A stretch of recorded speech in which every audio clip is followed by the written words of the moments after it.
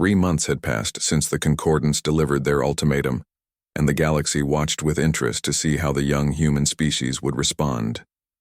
Admiral Jacob Price stood in the war room deep beneath Earth's surface and studied the holographic display that showed the enemy fleet.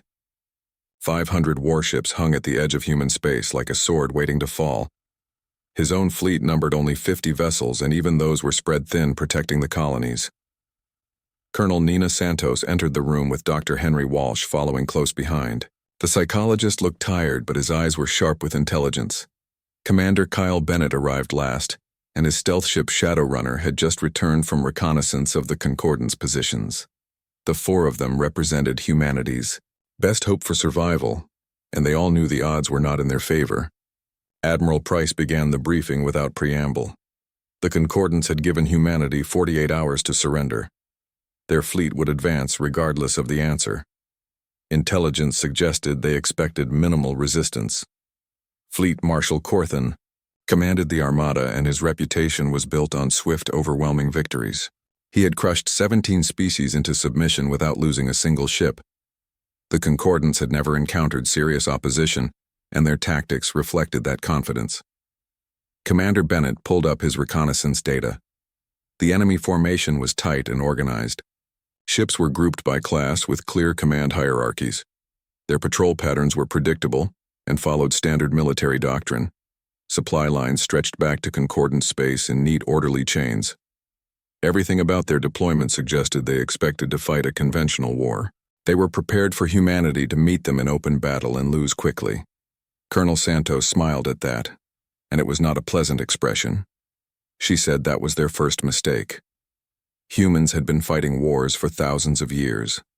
They had learned lessons in blood and fire that the Concordance had never needed to consider. The galaxy fought with honor and followed rules. Humanity had no such illusions.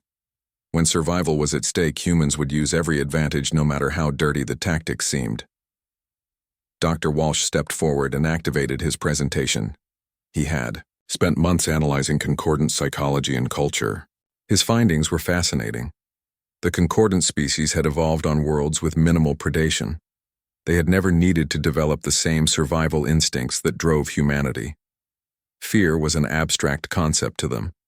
They understood it intellectually, but had never experienced true terror.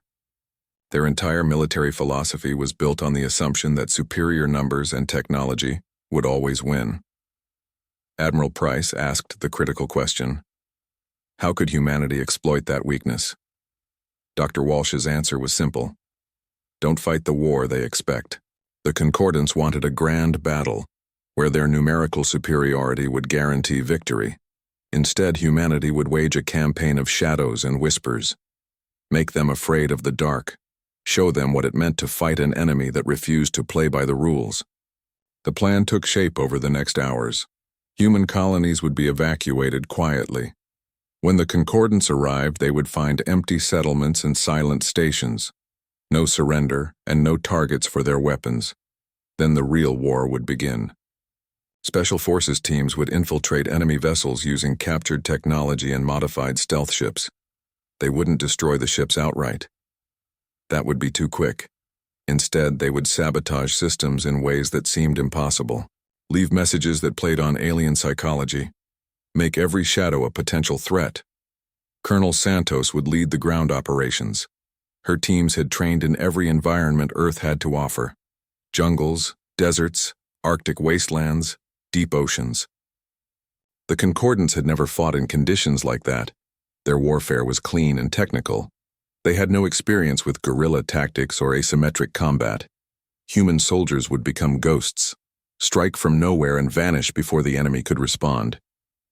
Never give them a target. Never let them feel safe. Commander Bennett's stealth ships would cut supply lines and eliminate isolated targets. The Concordance relied on predictable logistics.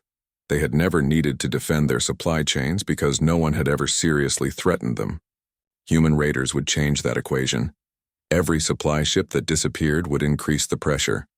Every communication relay that went dark would spread uncertainty. The Concordance would start seeing threats everywhere, even when nothing was there. The psychological component was crucial.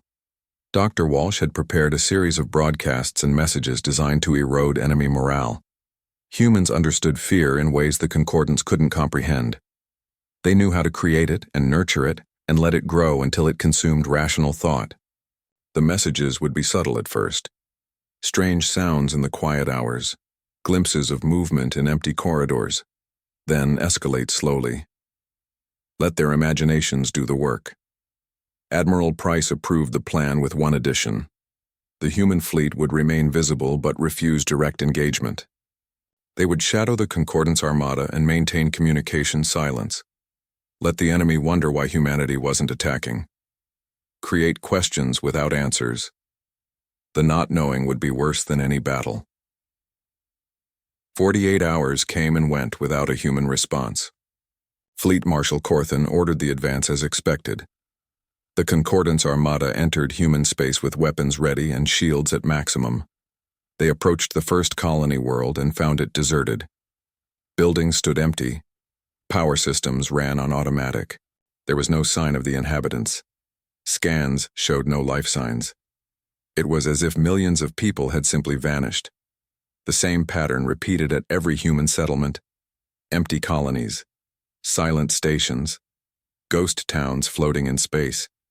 Confusion spread through the concordance ranks. Where had the humans gone?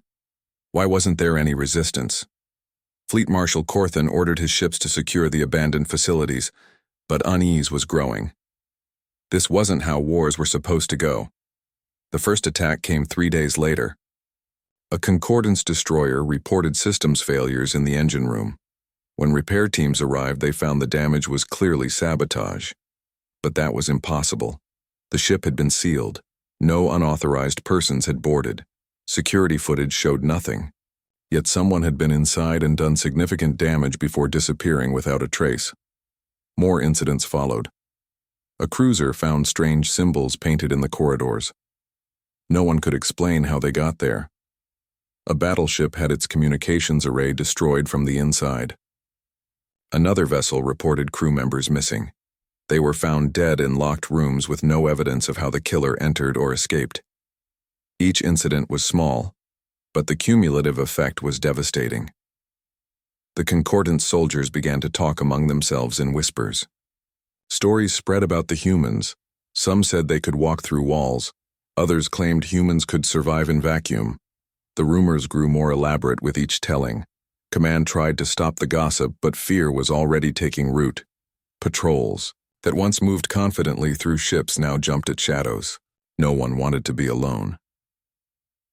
Colonel Santos watched from her hidden position as a concordance squad entered an abandoned human facility. They moved carefully and checked every corner. They were afraid now. Good. Fear was a weapon, and humanity had just begun to use it. She signaled her team and they melted back into the darkness. There would be time for direct action later. For now, let the enemy destroy themselves with paranoia. Commander Bennett's Shadow Runner drifted silently near a concordance supply convoy. His crew had already identified the target, a munitions transport that would explode quite spectacularly when destroyed. But he didn't fire. Instead, he recorded everything: ship movements, communication frequencies, patrol schedules. Knowledge was power, and humanity was gathering intelligence while the concordance flailed in confusion. Dr. Walsh sat in his facility on Earth and monitored the psychological warfare campaign. The data coming back exceeded his expectations. Concordance morale was dropping faster than projected. Fear was spreading through their ranks like a virus. He prepared the next phase of messages. These would be more direct. Remind the aliens that they were far from home, that humans were all around them, that safety was an illusion. Fleet Marshal Corthan stood on his flagship and tried to make sense of the situation. He had conquered 17 species but never faced anything like this. Where was the enemy fleet? Why these hit-and-run tactics? Why didn't humanity stand and fight? His tactical officers had no answers. The humans were breaking every rule of warfare. It was dishonorable and cowardly and terrifyingly effective. The concordance had come to human space expecting an easy victory. They had thought to crush a primitive species quickly and move on. Instead, they found themselves fighting shadows. The prey had become the predator and the hunters were now the hunted. Somewhere in the darkness, humanity was watching and waiting and planning the next move. The Concordance was beginning to understand that they had made a terrible mistake. They had awakened something that should have been left alone. Lieutenant Maya Jackson moved through the ventilation shaft with practiced silence. Her enhanced suit dampened all sound and masked her heat signature. Behind her came Sergeant Chris Palmer, carrying enough explosives to cripple the Concordance cruiser they had infiltrated. This was the 5th ship they had hit this week, and the routine was becoming almost familiar. Get in without being detected. Plant the charges in critical but non-lethal locations. Leave a message. Get out before anyone knew they were there. The ship's interior was different from human vessels. Everything was too smooth and too clean. The Concordance didn't believe in redundancy or backup systems. They trusted their technology completely. That was their weakness. Maya had learned to exploit it. She dropped down into a maintenance corridor and checked her scanner. No patrols nearby. The aliens were getting paranoid, but their fear made them predictable. They stayed in groups now, avoided certain areas, made it easier to move around unseen. Chris placed the first charge on a power relay. It wouldn't explode. Instead, it would cause a cascading failure that would take hours to diagnose and days to repair. While the Concordance engineers were trying to fix that, Maya would be in the computer core, leaving her real surprise. She moved quickly through the empty passages and marveled at how easy this was. The Concordance had no concept of internal security. They never imagined an enemy could get aboard their ships. The computer core was unguarded. Maya pulled out a data spike and inserted it into the mainframe. The virus she uploaded would do several things. First, it would copy all communications and tactical data to human intelligence. Second, it would slowly corrupt non-essential systems to create constant minor problems. Third, and most important, it would play recordings through the ship's internal speakers at random intervals. Recordings of things that should not exist in space. Human laughter. Whispers in languages the aliens didn't know. The sound of footsteps in empty corridors. She left her message scrawled on the wall in glowing paint that would last for days. The words were simple but effective. We are here. We are watching. You are not safe. The psychological impact would be devastating. Chris joined her at the extraction point and they slipped back into the ventilation system. The whole operation had taken 30 minutes. In another hour, they would be back on their stealth insertion craft. The Concordance would wake up to find another ship compromised and still have no idea how it happened. Captain Rachel Stone sat in her command center, monitoring the psychological warfare campaign. Her team had perfected the art of breaking enemy morale without firing a shot. The broadcasts they sent on Concordance frequencies were masterpieces of terror. They didn't threaten directly. That would be too obvious. Instead, they told stories. Tales of human history, the predators that had hunted humans, the harsh environments that had shaped them, the wars they had fought among themselves. Each story had a message. Humans were survivors. Humans were adaptable. Humans were relentless. Her favorite broadcast was the one about persistence hunting. She explained how ancient humans had chased prey for hours or even days until the animal collapsed from exhaustion. Humans weren't the fastest or strongest, but they never stopped. They never gave up. The implication was clear. The Concordance could run, but humanity would follow. There was no escape, no safe distance. Humans would keep coming until the job was done. The Concordance tried to jam the broadcasts, but human technology was specifically designed to overcome their defenses. Every time they blocked one frequency, Rachel's team found another. The messages kept coming like a constant drip of poison into their collective consciousness. Concordance crews couldn't escape the voice telling them about human capabilities, about what happened to species that underestimated Earth, about the price of arrogance. Ensign Todd Miller documented everything. His job was to record the campaign for future generations. He interviewed the soldiers coming back from operations, collected their stories, preserved the details of humanity's greatest test. He had spoken with Maya Jackson after her last infiltration. She had been calm and professional, describing how she moved through enemy ships like a ghost. But her eyes held something else, a cold determination that reminded Todd why humans had climbed to the top of Earth's food chain. The Concordance fleet was falling apart from the inside. 6 months into the conflict, and Fleet Marshal Corthan had lost 60 ships. Not to battle, not to superior firepower, to fear and confusion and the slow realization that they were outmatched in ways they didn't understand. Crews were reporting stress disorders. Soldiers refused to patrol alone. Some ships had requested permission to withdraw. Corthan denied every request, but he couldn't deny the reality. His armada was beaten and they hadn't even seen the main human fleet.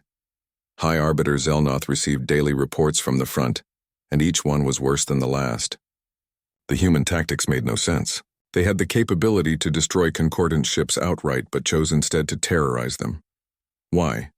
Dr. Walsh could have explained it, but Zelnoth would never ask. The answer was simple.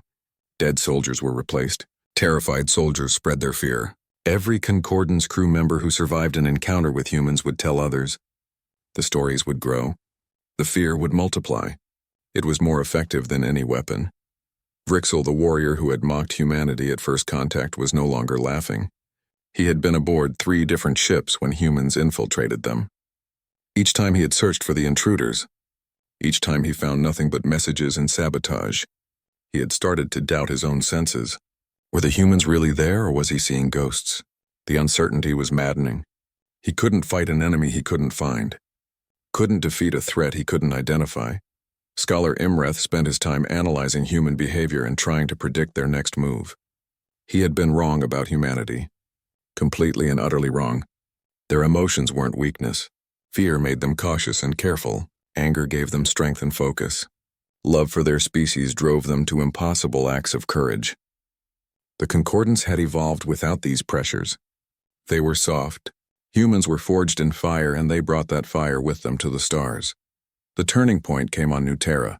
The Concordance decided they needed a victory. Something to restore morale and show the galaxy they were still in control. They chose the colony world as their target. Scans showed it was abandoned like all the others. They would establish a base there. Use it to launch operations deeper into human space. Fleet Marshal Corthan committed a full battle group to the operation. 50,000 soldiers landed on New Terra's surface ready to secure the planet. What they found was a nightmare. The jungle was thick and humid and full of sounds they didn't recognize. Visibility was limited to a few meters. Communication was difficult through the dense canopy. The Concordant soldiers advanced cautiously, knowing that humans had been here before them. They were right to be afraid. The first attack came at night. Sentries on the perimeter disappeared without a sound. When their bodies were found in the morning, they showed signs of struggle, but no indication of what killed them. No wounds, no obvious cause of death, just terror frozen on alien faces. The Concordants pulled their perimeter tighter. Increased patrols. Posted more guards. It didn't help. Equipment started failing in ways that seemed impossible. Weapons jammed. Scanners malfunctioned. Power sources drained overnight. Engineers found evidence of tampering, but couldn't explain how anyone got past their security. Traps appeared on patrol routes. Not sophisticated technological devices, but simple mechanical designs that had been used on Earth for thousands of years. Deadfalls, snares, pits with sharpened stakes. Primitive but effective. The psychological pressure was worse than the physical danger. Concordant soldiers heard things in the jungle. Movement in the darkness. Voices calling in their own languages. Sounds that might be animals or might be something else. They started firing at shadows. Wasting ammunition on ghosts. Exhausting themselves fighting an enemy that never showed itself clearly. Maya Jackson watched from her hidden position in the trees. Her ghillie suit made her invisible against the foliage. She had been here for 3 days without moving more than a few meters. Waiting, watching, learning the enemy patterns. Beside her, Chris Palmer marked targets on his tactical display. They had identified the command structure, found the weak points. Now it was time to strike. The jungle had been humanity's teacher long before humans reached the stars. Every species on Earth that survived learned to blend in, to use the environment as a weapon, to make the terrain itself an ally. The Concordants had no such education. They were visitors in a world that belonged to predators. They were prey, and they were beginning to understand what that meant. Rachel Stone's voice came through on the Concordance frequencies again. This time her message was personal.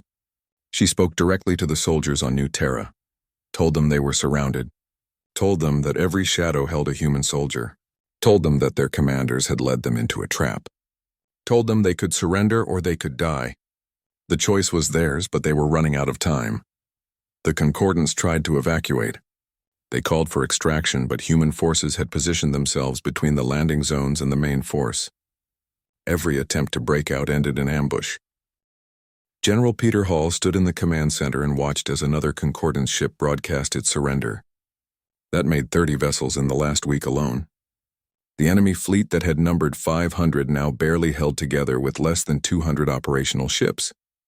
The rest were destroyed or captured or had fled back to Concordance space carrying tales of human ruthlessness. The psychological campaign had exceeded every projection. The Concordance wasn't just losing. They were broken. Dr. Sophie Grant sat beside him reviewing the psychological profiles of enemy commanders. She had spent months studying how different species responded to stress and fear. The Concordance had proven surprisingly fragile. Their entire culture was built on the assumption of superiority. When that assumption crumbled, so did their ability to function. They had no framework for processing defeat. No cultural memory of overcoming adversity. Humanity had both in abundance. Major Vincent Clark led the Ghost Protocol teams. These were the elite operators who had infiltrated the deepest into Concordance territory. They had been inside the enemy command structure for months, gathering intelligence, sowing discord, making the Concordance paranoid about their own people. Vincent's latest report confirmed that the enemy high command was fracturing. Different factions blamed each other for the disaster. Some wanted to retreat. Others demanded escalation. The infighting was doing humanity's work for them.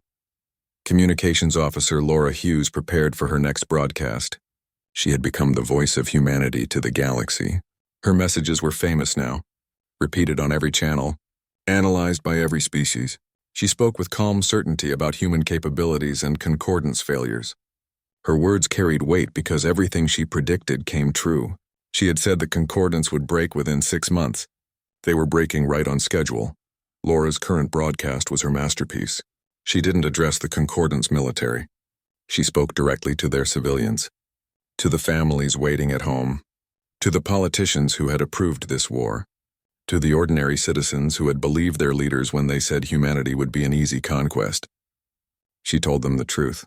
Their sons and daughters were dying in the darkness of space. Their mighty fleet was scattered and demoralized. Their leaders had lied to them. And for what? To subjugate a species that only wanted to be left alone. The message spread through Concordance space like wildfire.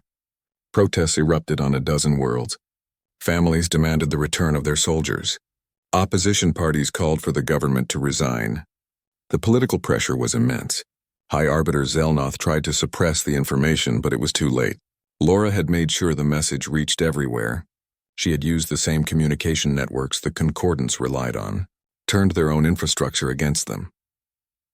Back on the front lines, Maya Jackson led her team into the most daring operation yet. Intelligence indicated that High Arbiter Zelnoth himself was aboard the flagship. The Concordance leader had come to the front to rally his forces. It was a mistake. Maya and her people had been waiting for exactly this opportunity. They infiltrated the massive vessel using techniques perfected over months of practice. The ship's security was tighter but still predictable. Fear had made the guards jumpy, but it had also made them sloppy. Chris Palmer placed shaped charges on key structural points. Not enough to destroy the ship, just enough to send a message. They could have killed everyone aboard. Could have ended the war with one massive explosion. But that wasn't the goal. The goal was to show the Concordance that humanity could reach anyone anywhere, that no one was safe, that the only option was surrender. Maya made her way to Zelnoth's quarters. The High Arbiter was alone reviewing reports. He looked tired, defeated already even if he didn't know it yet. She could have killed him easily. Her weapon was drawn and he was unarmed. Instead, she set a small device on his desk.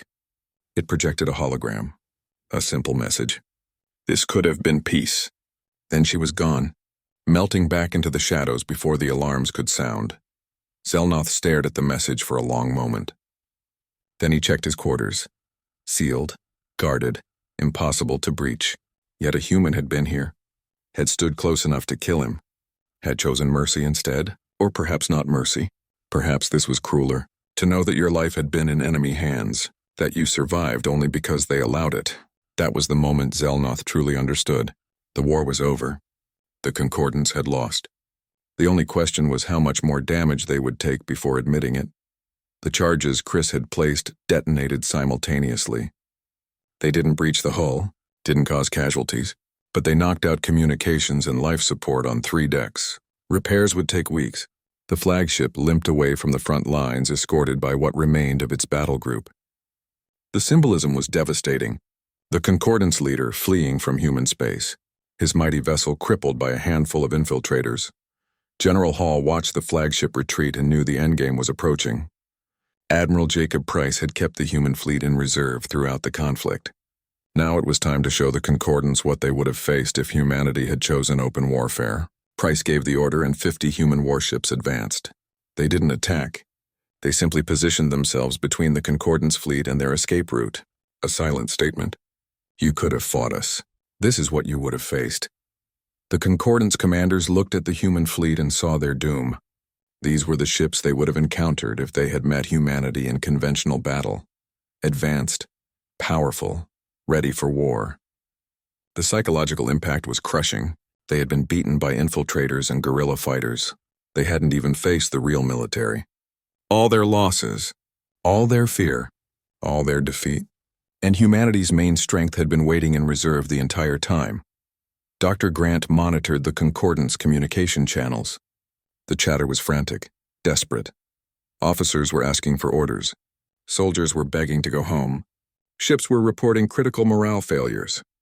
Some crews had mutinied and were heading back to Concordance space without authorization. The fleet was disintegrating, not because humans destroyed it, because the Concordance destroyed themselves. Laura Hughes prepared her final broadcast to the Concordance military. Her tone was different this time, less threatening, almost sympathetic. She acknowledged their courage in coming so far from home, recognized that they had been following orders from leaders who didn't understand what they were asking, offered them a chance. Surrender now, go home. Tell your people what you learned. Make sure this never happens again. The alternative was annihilation. Humanity had been patient, had shown restraint, but that patience had limits. The response was immediate. Concordance ships began broadcasting surrender signals. First 1, then 10, then 50. Within hours, the entire remaining fleet had laid down arms. They powered down weapons, opened their airlocks for inspection, submitted to human authority. The war was over. Not with a grand battle, not with heroic last stands, with a whimper, with the broken spirit of an enemy who finally understood what they had challenged. Major Clark's team secured the surrendered vessels. They found conditions worse than expected. Concordance soldiers were traumatized. Some couldn't sleep. Others saw threats everywhere. The psychological damage would last for years, maybe generations. Every one of these soldiers would go home with stories, would tell their families what humanity was capable of, would serve as living warnings against ever threatening Earth again. The Concordance government sued for peace before the last ship surrendered. They sent ambassadors with full authority to negotiate. General Hall met them aboard a neutral station. The aliens looked nothing like the confident delegation that had first approached humanity. They were defeated, humbled, afraid. They offered terms, reparations, territory, technology, anything to end the nightmare. Hall listened to their desperate offers and then presented humanity's demands. They were simple: mutual respect, recognition of human sovereignty, a non-aggression pact enforced by the entire galaxy. No reparations required, no territory claimed, just the promise that this would never happen again. The Concordance ambassadors couldn't believe the terms were so lenient. They had expected destruction, occupation, revenge. Instead, humanity offered peace. But there was one more condition. The Concordance would tell the truth, would broadcast across the galaxy exactly what happened, would explain how they underestimated humanity and paid the price, would serve as an example to any other species that might consider Earth an easy target. The ambassadors agreed immediately. The alternative was continuation of a war they had no hope of winning. Sophie Grant understood the brilliance of the terms. Humanity didn't need territory or wealth. They needed deterrence. Every species in the galaxy would hear the Concordance story, would learn what happened when you threatened Earth, would see that humans fought differently, thought differently, won differently. The lesson would be remembered for generations. Laura Hughes made her final broadcast. This one went to the entire galaxy. She spoke about the war, about why it happened, about what humanity had proven. She made clear that Earth sought no conflict, desired no conquest, wanted only to exist in peace among the stars. But President Amanda Foster stood before the Galactic Assembly and looked out at representatives from 1,000 worlds. 10 years had passed since the war with the Concordance, a decade of peace and prosperity for humanity. The scars of conflict had healed, but the lessons remained. Every being in that chamber remembered what happened when the Concordance threatened Earth. The memory kept the peace better than any treaty. Amanda had been a junior diplomat during the war. She had watched from Earth as humanity fought for survival. Now she led her species on the galactic stage. Her presence commanded respect, not because humans were the strongest or most advanced, but because they had proven what they were capable of when pushed. The galaxy had learned to listen when Earth spoke. Admiral Jacob Price sat in the diplomatic section wearing his dress uniform.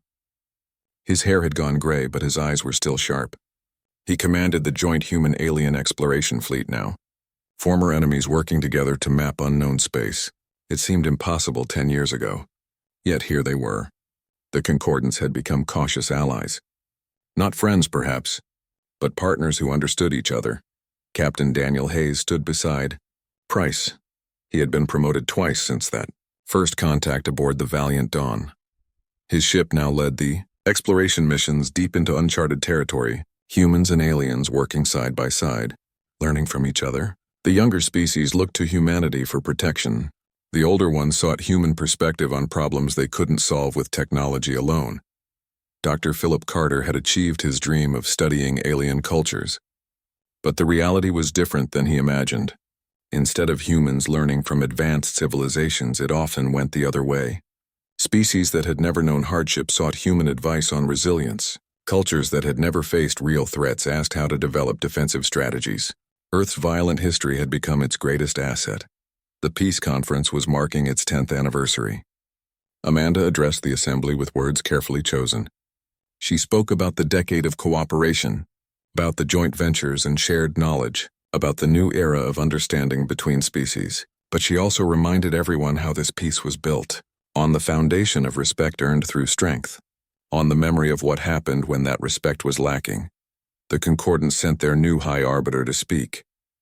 Selvix was young by their standards, a moderate who had opposed the war from the beginning.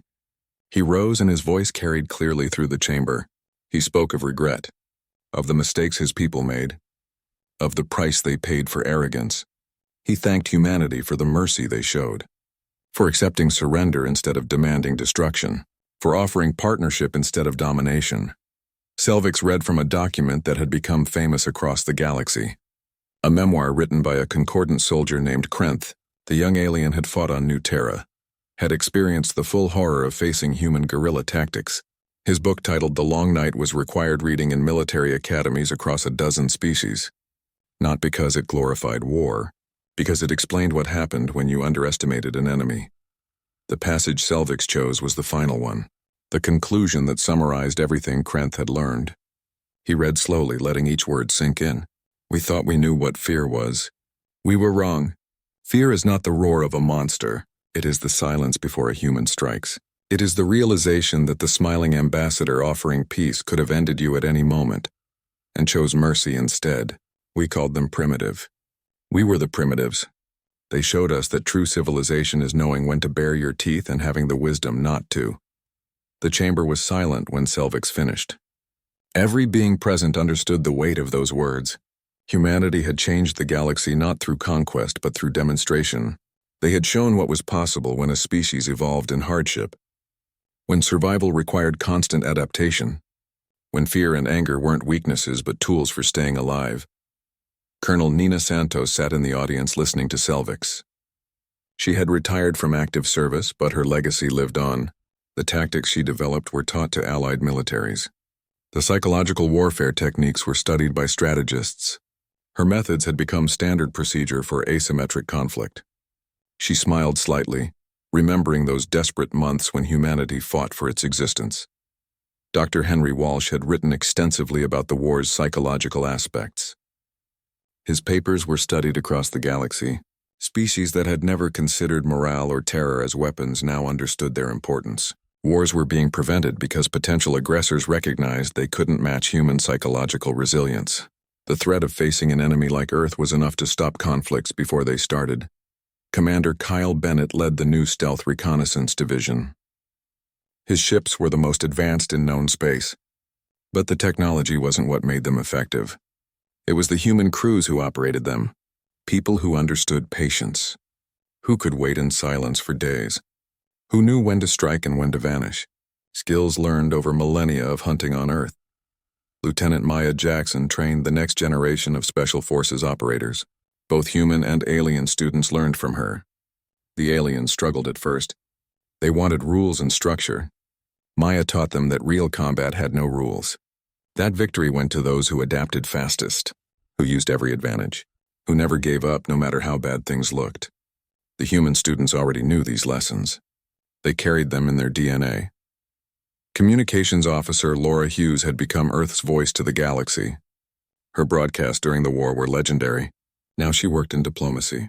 Her ability to read alien psychology made her invaluable. She could predict how species would react, could craft messages that resonated across cultural barriers, could turn potential conflicts into conversations. Her greatest weapon was understanding, knowing how others thought, using that knowledge to find common ground. The Assembly voted on new defense agreements. Humanity would provide security guarantees to smaller species. In return, Earth gained access to resources and knowledge. It was a fair exchange. The protections were real. Any species that threatened Earth's allies would face human intervention. The galaxy had seen what that meant. No one was eager to test it again. Krenth himself attended the conference. The former Concordant soldier had become an advocate for peaceful coexistence. He spoke about his experiences to any who would listen, described the terror of fighting humans, the helplessness of facing an enemy you couldn't predict, the relief when surrender was accepted. His testimony was powerful because it was honest. He didn't exaggerate, didn't need to. The truth was frightening enough. Young alien species approached Earth seeking guidance. They wanted to know how to build strong cultures, how to prepare for unknown threats, how to develop the resilience humanity displayed. The answer was always the same. You couldn't manufacture it. It came from struggle, from facing extinction and surviving, from countless generations learning hard lessons. Earth could teach tactics and strategies, but the core of human strength came from their history, from the crucible that forged them. The galaxy had reorganized itself around the reality of human capability. Trade routes avoided antagonizing Earth. Disputes were settled through arbitration rather than risk human intervention. New species were warned before making contact. The Concordant story was told as a cautionary tale. This is what happens when you threaten humanity. Learn from their mistake. But the relationship wasn't built on fear alone. Humans proved to be good allies. They honored agreements, protected the weak, shared knowledge freely. The same species that could wage psychological warfare with devastating effect could also show compassion, could help rebuild, could offer friendship. The galaxy learned that humanity contained multitudes, angels and demons both. The key was treating them with respect. Daniel Hayes stood on the bridge of his exploration vessel and looked at his crew. Half human, half alien, they worked together seamlessly now. The aliens had learned to understand human emotions. The humans had learned alien perspectives. Together they were stronger than either could be alone. This was the future. Not human domination, not alien superiority. Partnership built on mutual respect. 10 years of peace, 10 years of growth, 10 years of learning to coexist. The war seemed distant now, a nightmare that had passed. But the lessons remained. Every species in the assembly remembered. Earth was not to be threatened. Humans were not to be underestimated. The cost of that mistake was too high. Amanda concluded her address with a reminder. Humanity sought no conflict, desired no empire, wanted only to explore and learn and exist peacefully among the stars. But that peace required respect, required understanding, required recognition that humans were different. Not better, not worse, different, shaped by their world, carrying the scars and strengths of their evolution. The Assembly voted unanimously to renew all treaties with Earth, to continue the partnerships, to maintain the peace, because the alternative was unthinkable. They had seen what humanity could do when forced to fight, had witnessed the transformation from prey to predator, had learned that the most dangerous species wasn't the one with the best weapons. It was the one that refused to lose. Selvix approached Amanda after the session,